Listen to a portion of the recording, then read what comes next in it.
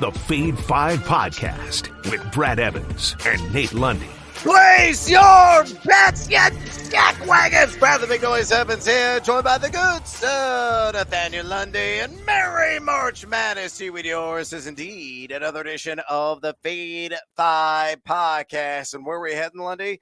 We're going to the Wild Wild West, and breaking down that region. Some of my favorite plays. We're going to get to the Fade 5 countdown here momentarily. But first and foremost, let's hop aboard the Honk Plus Bus. What is your favorite wager? Plus 100 odds or greater. And I will say this.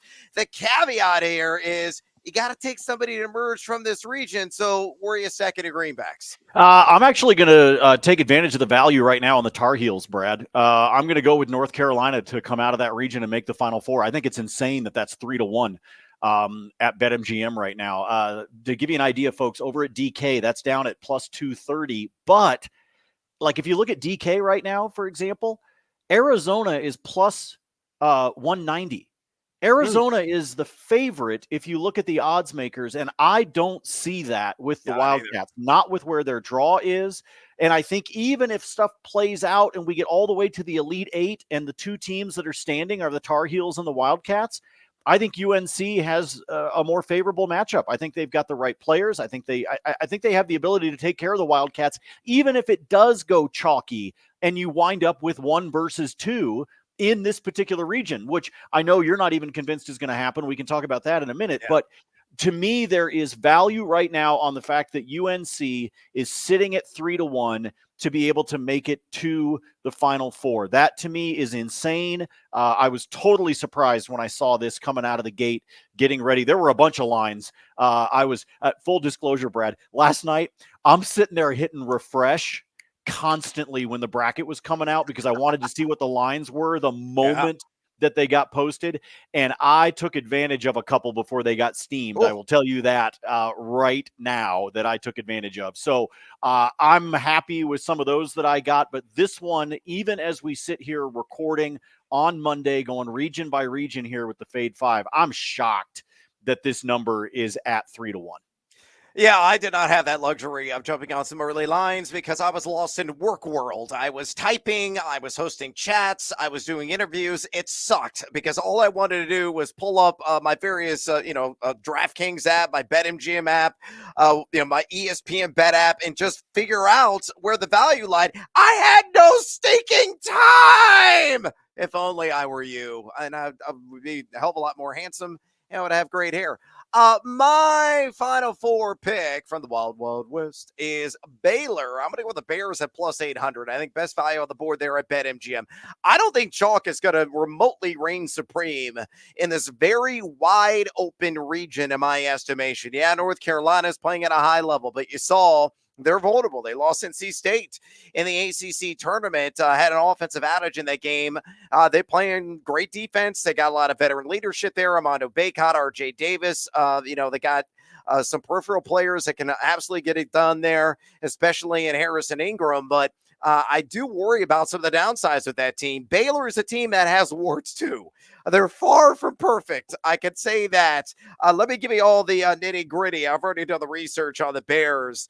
They're a team number 20 in bar Torvik over last month, playing at a slower pace this year than historically what they have shown. Just kind of a middling number 157 in EFG offense, number 273 in EFG defense. Turnovers have been a problem for them as well. Again, they have problems, but they have talent, and a lot of it. Jacoby Walter is a guy that could absolutely light up the scoreboard. Ray J. Dennis is one of the best point guards, not only in the Big 12, but I think in the Midwestern part of the country. And it's all about guard play. Excellent on the glass as well. They got Missy there, who's a guy who could really get after it. Offensive rebounding, defensive rebounding. They get to the line, they make you pay. If they can galvanize and come together, knowing their draw, I think Arizona is going to get ousted. I'll have more on that early in this tournament, a little bit later on the pod. I think Baylor will get by either New Mexico or Clemson. I think Baylor, assuming, they played, even if they played Arizona the Sweet 16, could beat them. They could beat North Carolina and represent this region in Glendale, Arizona in the Final Four. It's going to be wild. It's going to be wacky. It's going to be woolly. The Wild Wild West certainly applies and I'm applying 8-1 odds for Scott Drew's team to make it to the Mecca of college basketball. With those bets on the board, let's get after it with another edition of the Fade 5. Number 5. All right, numero cinco here, the all-Western region edition of the countdown. I'm going to zero in on a total right now that opened at 132.5. I saw it as little as 130.5, and now it's settling the middle of tape time, and I still like the under on all those numbers. Grand Canyon St. Marys, that number sitting at 131.5 at a minus 110 juice there at BetMGM. A very low possession game is going to be the MO for St. Marys. This is how they play. They're number 359 last month at adjusted tempo. Grand Canyon didn't really speed it up either. They like to live in the half court. They're a team this season that is well north of number 250 in adjusted tempo. Both outstanding defensive clubs. In fact, Grand Canyon much higher than St. Marys in EFGD. St. Marys hovering and teetering on the top 100 the last 30 days. So Grand Canyon at number 9 in that category. Limited opponents is just 44% inside the arc, under 30% outside of it. This is going to be a grinded out slow jam.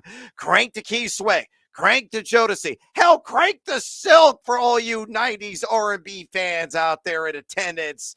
You're going to be bumping and grinding like crazy to try to get through this sucker in a game that might be first to 58 wins. Pull it all together under GCU St. Marys, 131.5 at a minus 110 juice at BetMGM. Lundy, better follow. Right out of the gate, we're fading you. We're fading you. What? We're fading you right out of the gate. First of all, for those of you trying to figure out exactly where this game exists, we literally not only are starting in the West region, Brad is kicking off today's podcast with the last game of the first round. This is the late night tip-off on Friday night. So if you're trying to figure out where this game is, or you're scrolling, since most of the books list everything chronologically, you got to go all the way to the bottom to be able to find this one. Here's why I think you're going to be snake bitten on this one, Brad. Grand Canyon, you know what Grand Canyon can do as well and better than the vast majority of the 68 Scenic fields? views. No. Oh. Free throws. Oh. They are a phenomenal free throw shooting team.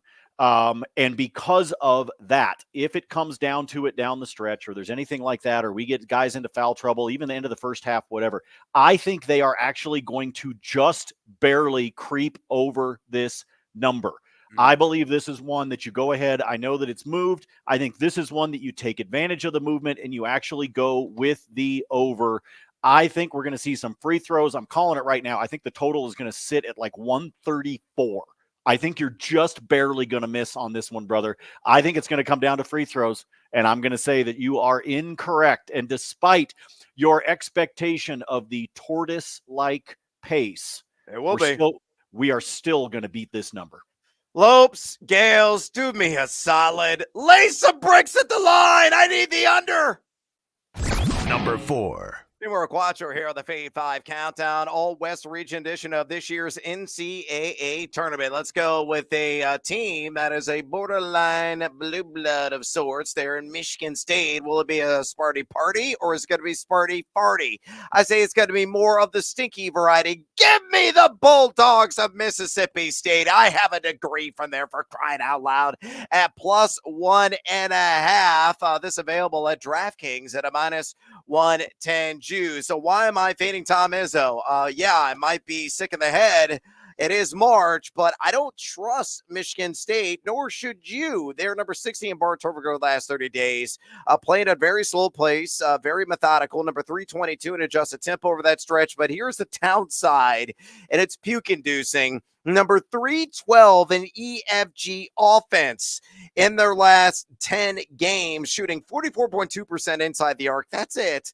Shooting better from outside, but still at 33.6%, just rather mid. Number 172 in EFGD. They've done a very mediocre job shackling the perimeter. Mississippi State, meanwhile, number 25 in bar torque over the last 30 days, also playing at a pretty slow pace. Number 218 adjusted tempo. But you look at their EFG offense, Number 53% is what they're shooting inside the arc, 36% outside of it. That's good for number 89 at EFG, number 185 at EFGD over that span, at 52.9% allowed and 32% allowed.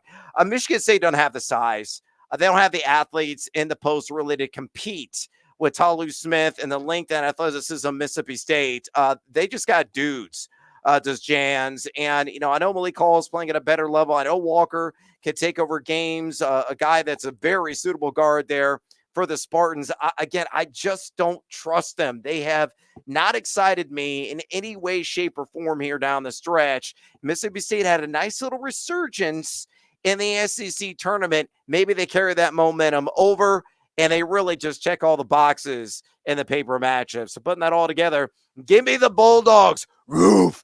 Plus 1.5 against Michigan State. Minus 110 at DraftKings. Lundy, are you going to be a brand name follower, fade, or follow? No, I'm following on this one, and there's a couple of reasons why. First of all, I like what I've seen out of Mississippi State, especially down the stretch.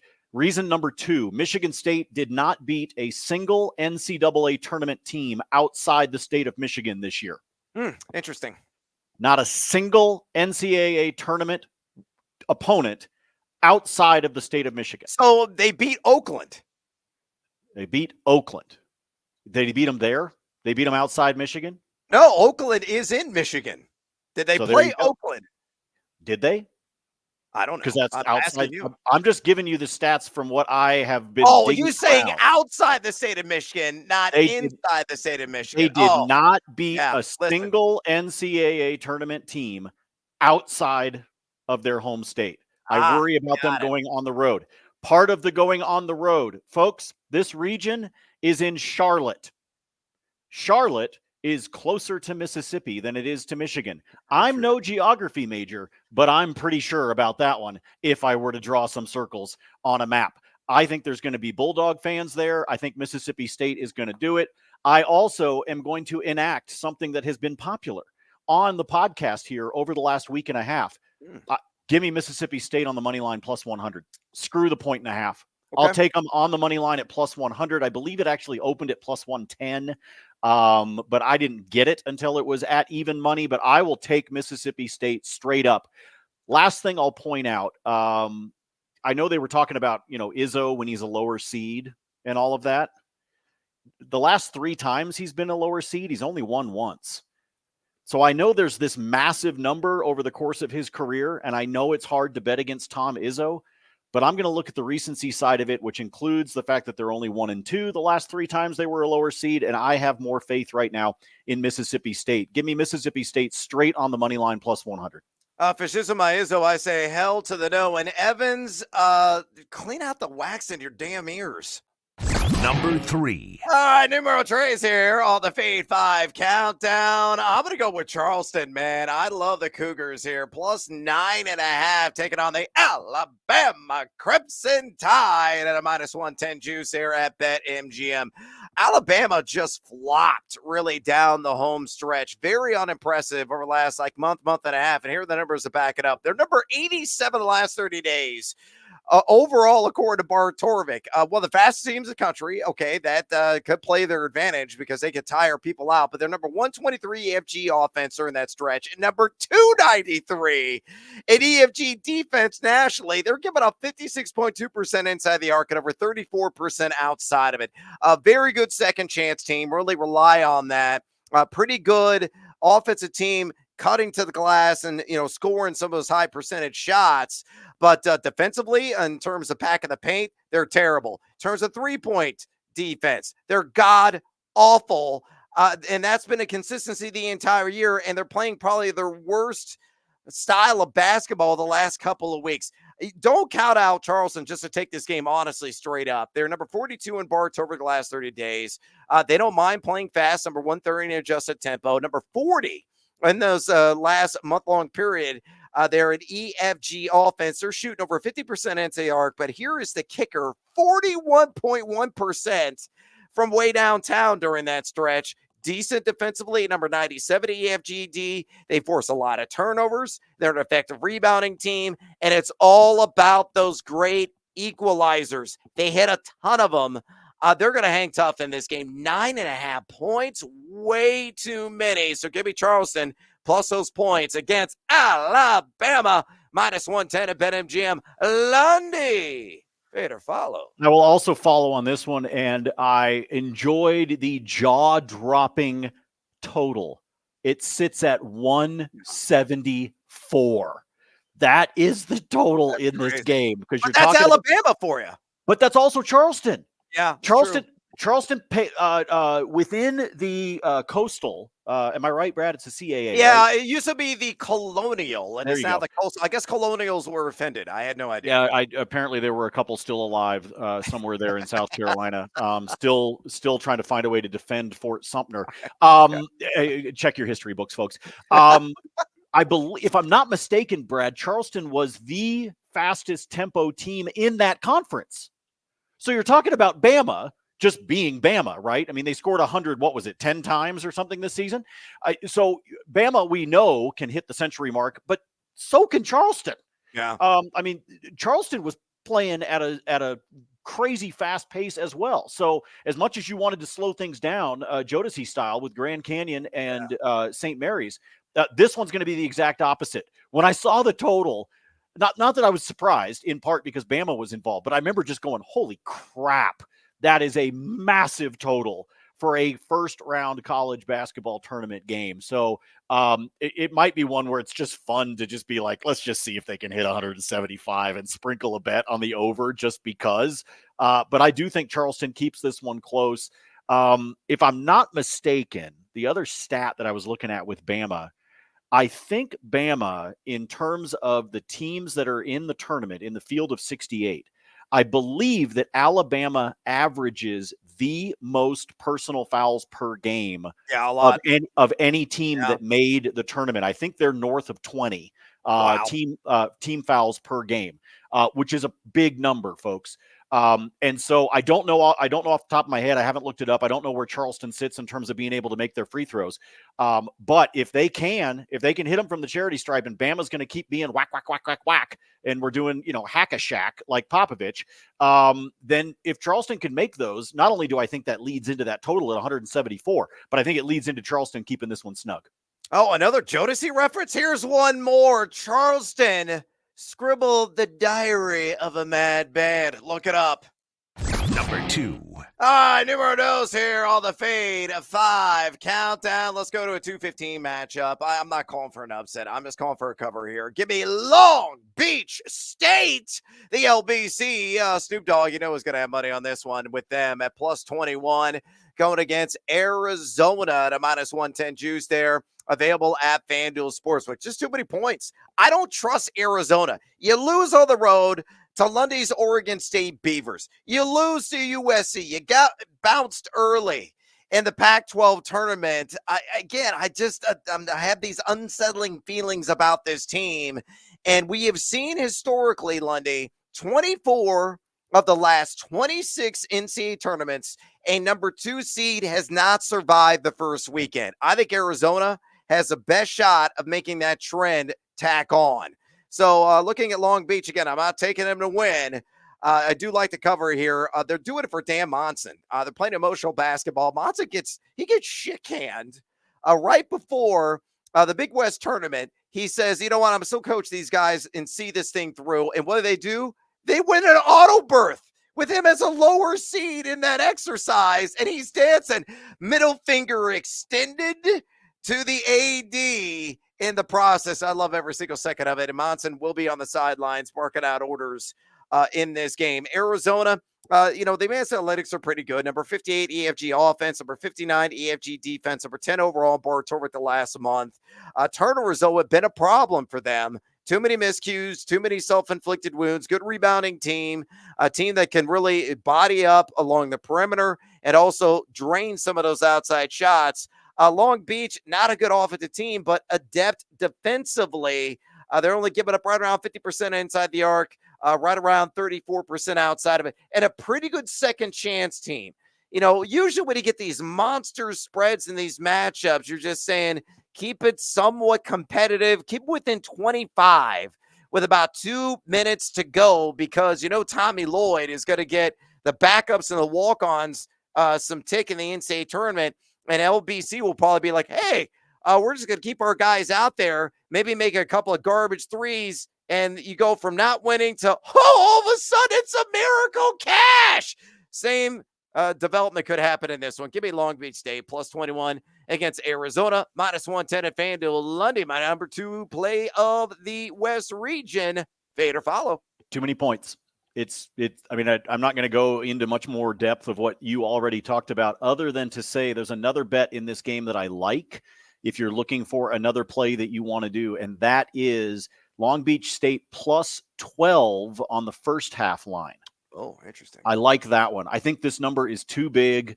Could I see Arizona letting them hang around for a while in the first half? It might actually be that first half play that leads into your plus 21 being able to hit.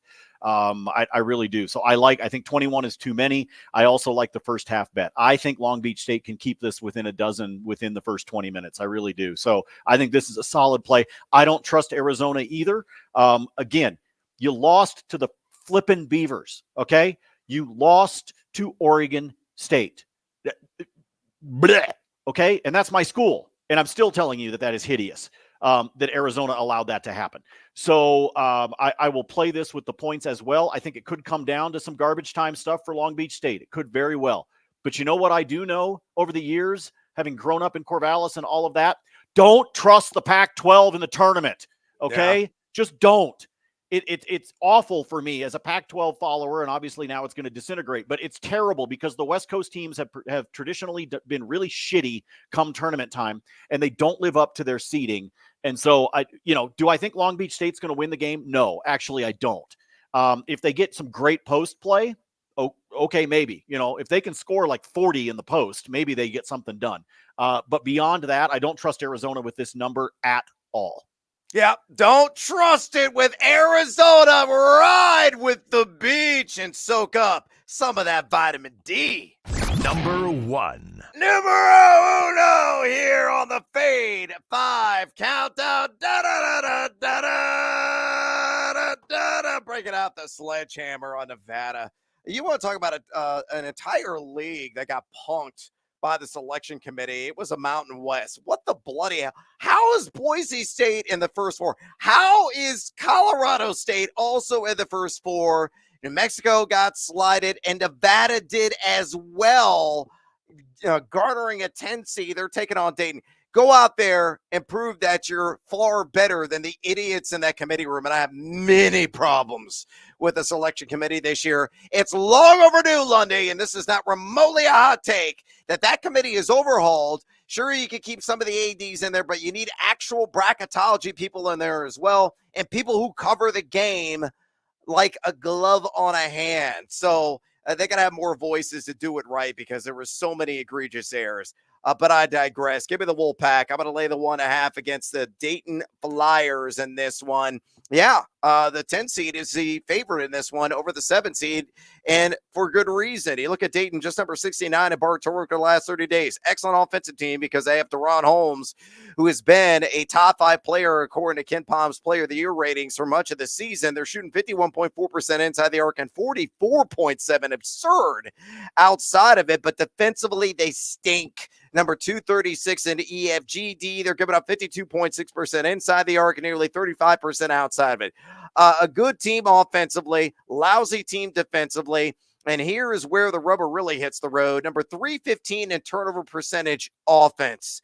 So many mistakes that they make. And I think Nevada, which is a well-coached team, will take advantage of that. They're number 19 in bar tour the last 30 days. They're number 11 in effective field goal percentage offense. They're shooting 45.3% for crying out loud from way downtown. They're a much better defensive team at number 137 EFGD. They get to line. They make you play. They got fantastic guards. And Blackshear and Lucas, they have size to compete to try to neutralize Holmes and limit some of those second chances as well. An excellent defensive rebounding team.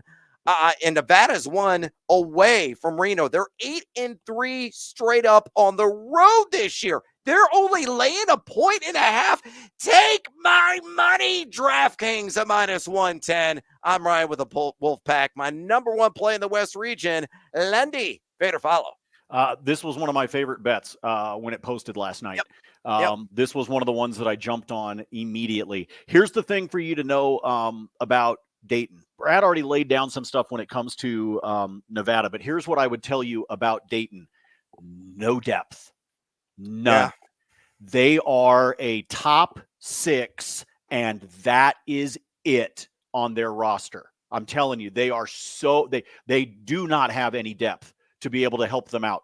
Go look at them statistically. Go look at the fact that there are 6 dudes that average double-figure minutes per game, and that's it. That's it. Once you start going down their roster, you start getting to dudes that only average like 7.5 minutes, 6.5 minutes. They're basically giving the starters a breather, and then they're done. That's all they are doing. And so because of that, not only do I think that Nevada can wear them down, but if the Wolfpack are smart, get a couple of guys to get a couple of early fouls, Dayton will be screwed because they don't have any help on their depth. Okay. They don't have bench help. It's the same problem when we get to the point, when Brad and I get to the point where we are talking about Kansas later on this week in the pod. It's going to be the same problem with the Jayhawks. As much as I love them, as much as my wife loves them, and I want to see them win for the sake of sanity within the walls of my home, Kansas is running into the same problem. They are way too top heavy, and they rely so heavily on those starters, and Dayton is in the same boat. I think Nevada wins this one by a half a dozen or more by the time it is all done. I think the fact that you are getting Nevada minus 1.5 is an absolute gift. And going back to the start of your little tirade, the committee has its head in its ass. It is time for them to revamp the way they do the teams, because they are consistently missing out. They're missing on their seedings. Frankly, they're missing when it comes to East Coast versus West Coast. It's a problem, and they need to figure out a solution, and they need to figure it out now. Yeah, totally agree with you. All right, it's bonus time, Lundy. We got a couple of games still on the cutting room floor we didn't get to. I'll just go ahead and tee it off here. You can feed or follow some of the action here. I'm going to lay the chalk with New Mexico. Again, it's like a revenge chore for the Mountain West Conference. And Clemson's just, they don't excite me. They're a team that really slows you down. If you get neutralized in some form or fashion, though, it's a real chore to do so. PJ Hall, you're going to win. I love the backcourt 1-2 punch of Jalen House and Jamal Mashburn Jr. Here's the kicker about the Lobos. The number 33 in EFGD over the last 30 days. Just a much better team kind of across the board. Where you stand on Clemson, New Mexico, the Lobos laying 2.5. And again, I'm taking that chalk.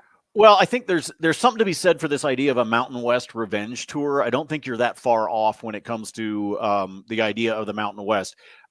That said, I also think you got to be a little bit careful putting too much weight into that, right? Yeah, I mean, I think you got to be careful doing some of that, because I do think the Mountain West got hosed. And in particular, Colorado State. I think Colorado State got absolutely jobbed by the committee. I don't think you can take a team that at one point was number 13 in the nation this year and then put them in a play-in game. That to me is a joke. They completely hosed the Rams. So yeah, I think they screwed it up. I don't want to put a ton of weight into it. It's the same thing that we've seen before. Like when we get to the point of talking about, this Virginia squad that, we were like, what the hell are the Who's doing in this tournament to begin with, and blah, blah, blah. We've seen teams that we didn't think deserved to be there that all of a sudden go on a run in these play-in games because they take advantage of it. So we could see something like that. I like the idea of New Mexico covering. And beyond that, Brad, in terms of bonus time when it comes to the West, I kind of, already used up my argument when I talked about the fact that you can get UNC at 3-1 odds. I just think there's value there. I know you like Baylor and I know you like the 8-1. I think there's value on UNC. I mean, I don't know. Maybe you decide as a bettor, you want to put a little bit on North Carolina and a little bit on Baylor and just assume it's going to be one of those two teams that comes out of here. Because if you do a bet on both of them, you're going to come out ahead. Between 3-1 and 8-1, folks, do the math. You're going to come out ahead if you believe it's one of those two teams. Yeah, 2 last points. I'll lay the chalk with Baylor. 9 out of 10 dentists are disagree with me on this against Colgate. That number sitting at minus 13.5. And I also like Nevada to make the Sweet 16 at plus 475 at BetMGM. Again, 24 last 26 tournaments. A 2 seed has not survived the first weekend this year. I think the odds are really stacked against Arizona. All right, I am out of breath. We are out of time here on the Feed 5 podcast. Do me a favor, sign up for a free account right now and check out all the content I'm cranking out. And Lundy's too, all hockey all the time for him at thegamingjuice.com. It's free, for crying out loud, people. Also, drop us a ring and a review at your convenience. Fade or follow us on the X or Twitter. Me at Noisy Huevos and Lundy at Nate Lundy. For the gorgeous and drop dead handsome Nathaniel Lundy, I'm Brad Evans. Until next time, as always, feed or follow. That is up to you.